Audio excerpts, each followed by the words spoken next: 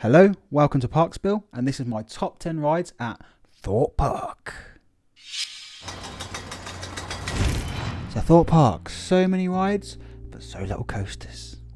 But we don't like to talk about that. So this is my personal list. Your list will probably vary.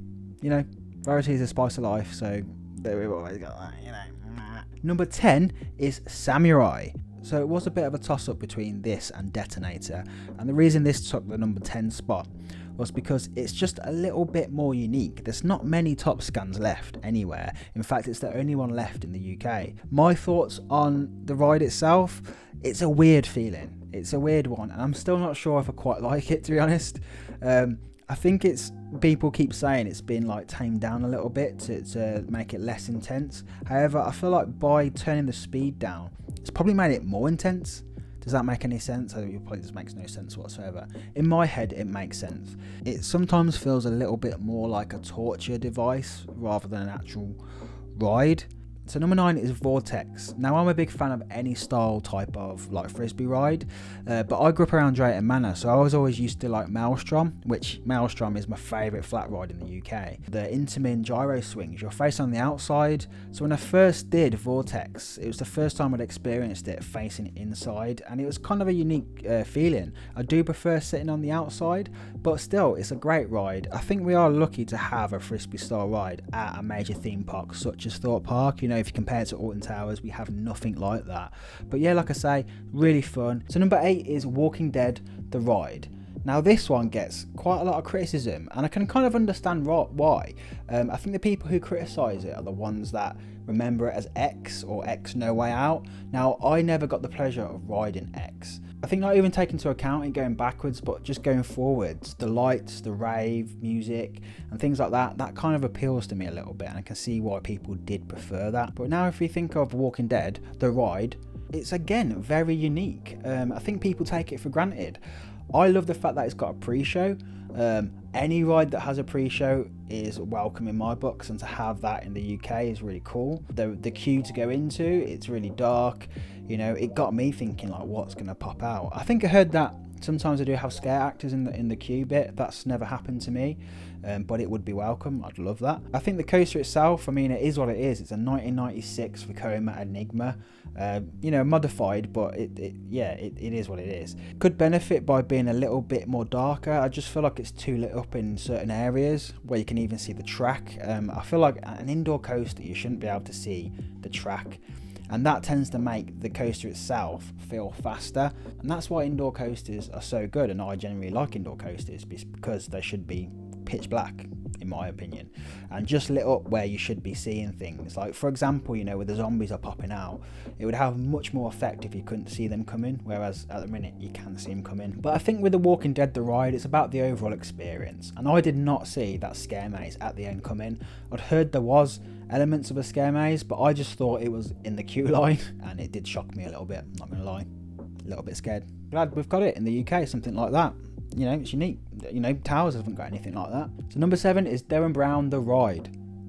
Derren Brown's Ghost Train, Rise of the Demon. Again, another heavily criticised ride. Are we too harsh in the UK? Is it us? Should we look at ourselves? So I never did the original version of this ride, but from the research I've done, I can tell that they did improve it. Now, I didn't know what to expect when going into this ride because I was told to like avoid spoilers, and I did, and I was really happy. I was safe to say the first time I did this, I got a perfect run through, and I'm really happy about that. But I could understand why, if you waited 2 hours for this and the VR headsets weren't working properly, well, your VR headset wasn't working properly, you would be a little bit annoyed by it because you'd be sitting there for like 10 minutes doing nothing. I like the theming of the ride, the whole fracking thing. It's quite topical, especially when it first opened. I've waited in the queue line for literally 2 hours, and it's a cattle pen. It's a cattle pen, and if there's noisy people around you, it can get pretty annoying. Gotta say, pretty annoying. Obviously, when you get into the ride itself, really nice pre-show, really good effect, and then when you see that train like chained up, that is stunning. That blew my mind when I first saw that. That midsection, it is a little bit weird, I've got to admit. It was just people kind of standing around going, what's happening? They had a few scare actors in there. But for me, the best part of the whole ride is the gift shop scene. I was not expecting that. In fact, when we got to it, I was kind of like, What's the hold up? Why isn't everyone going? We didn't even have a picture taken, and then it happened. I won't spoil any more than that, but it's cool. I've just spoiled it, really. Sorry about that. So number 6 is Rush. I just love this ride. It's one of my favourite flat rides in the UK. I can't get enough of it. It's an S&S screaming swing, very unique for the UK. And yeah, like I say, fun, intense. The restraints are lap bars, so that's even better. It gives you lots of freedom. But even on busy days when you're in the queue, it gets through it really fast, I feel anyway. I've never had to wait over half an hour for it. But yeah, it's just a lot of fun. Like, every time I go on it, I'm just laughing the entire time. So that's great. Love it. So number 5 is Saw, the ride. So this Gerstlauer Eurofighter opened up in 2009 and was marketed as the first ever horror themed roller coaster. Now for me, what makes this ride again is the theming. I just need a t-shirt with the theming on it, because that's what I always say. But honestly, the dark ride section on this coaster makes this ride for me. The station itself's really nicely themed, and it just strangely fits like the Gerstlauer Eurofighter style trains. It looks like a torture device. Don't know if that's a good thing or a bad thing. You pull out slowly and you go around them dark ride elements, and then the animatronic of Billy comes out on the tricycle. For me, that's amazing. I mean, to have a UK coaster that has like a pretty decent animatronic, 2 thumbs up. I mean, you don't get that anywhere else in the UK. And then that surprise drop, I did not see that coming. Like, that really surprised me when that happened. I love it. And that spray of water you get that simulates blood, really, really cool. After the Heartline roll, kind of goes downhill from there for me. I'd say the first drop and then the Illman is pretty decent, but after that it's kind of unbearable, I've got to say. And it's one of them weird things. I know that some people, well, a lot of people don't find it rough at all, but it wasn't too long ago that I was moaning how rough the Smiler was, and in the last year I think it's been running as smooth as when it first opened. So whether or not they changed the wheels on the trains, or Merlin got his magic wand out, and that sounds dodgy. But whatever they did, let's hope they give the same treatment to Saw the ride, and we can have it running beautiful, and then it will be a brilliant ride again. Talking of roughness, number 4 is Colossus, and I don't find it rough at all. Granted, the first ride I ever had on it was on the front, but I've been on the back plenty of times, and I just find it intense. I don't think it's rough in the slightest, really. I have to admit, the restraints are not the comfiest in the world. They're pretty awful, to be honest. However, for me, you know, I fit in there perfectly, but I could imagine if you're like a little bit bigger, a little bit stockier, they could be very, very uncomfortable. My favourite elements on Colossus is the initial drop into the vertical loop, a nice pop of airtime underneath that bridge, nice head chopper moment, and into the Cobra roll. I think that's a really great part of the coaster. 4 consecutive Heartline rolls. There's one too many Heartline rolls there. I think by the end of it, you're like, I'm glad this is ending now. But still, it's very unique, and I do enjoy it every single time. So number 3 is Nemesis Nemesis Inferno, sorry.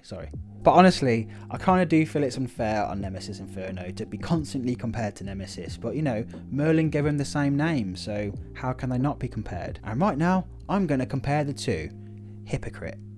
I'm a really big fan of the theming. I think that volcano on the exterior is stunning, with the smoke kind of bellowing out. That's really cool. The section before the lift hill is really nice as well, where you go through the tunnel and it's all smoke coming out. That's something that Nemesis hasn't got. Stop comparing it. So my favourite part of the ride is the initial drop into the vertical loop, and then followed by the 0G roll. That's a really cool, nice, intense moment, especially if you're on the back. The interlocking corkscrews, you know, they look really cool off ride. I like watching them off ride, but on ride I just think they're a little bit meh. I don't see, I just feel like there could have been better elements in there rather than just them interlocking corkscrews.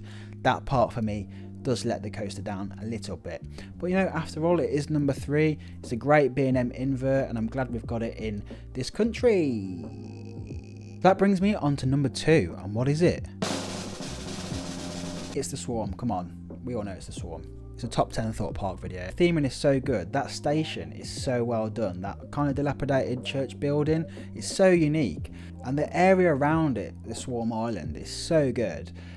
Obviously we have the real fire engine, the plane, the helicopter. I've actually never seen the flames coming out of the fire engine, which really saddens me. It's never happened. I must just be unlucky. But that first dive drop is so cool. Like watching it off ride is really stunning, but then being on it and having that hang time is really nice. It's a really nice feeling, and then going underneath the wing is just cool. But my favourite moment on it is that banked turn going around the lake. I think it's just so cool, especially if you sat on the right side, you can kind of almost touch it. I've heard people can actually touch it. Are they lying?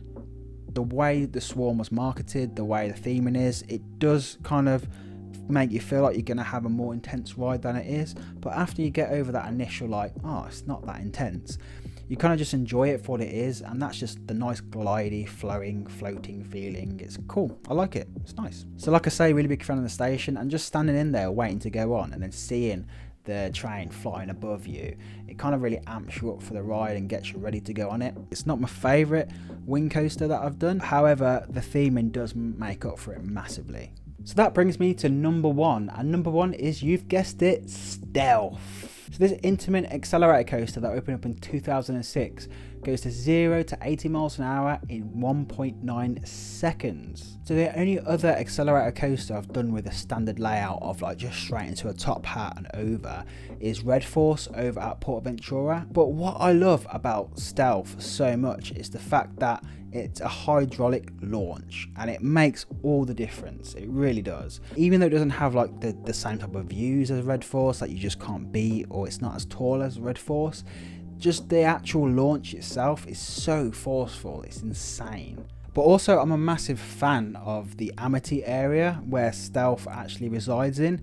It's just got such a cool theming. I'm a big fan of like 1950s, 60s, like Americana style theming, and also the WWTP radio that they blast out while you're queuing up and around that area. It just has like such a good positive feeling, and just being in the queue, like you don't really mind just like standing there and waiting for a long time, watching it launch, going on the top hat, and then just hearing these good old 1960s tunes. But honestly, when you reach the peak of that top hat and you can just see over the island like no other, it really is a view like no other. But then when you come back down, it's really nice, and then you have that nice pop of airtime at the end.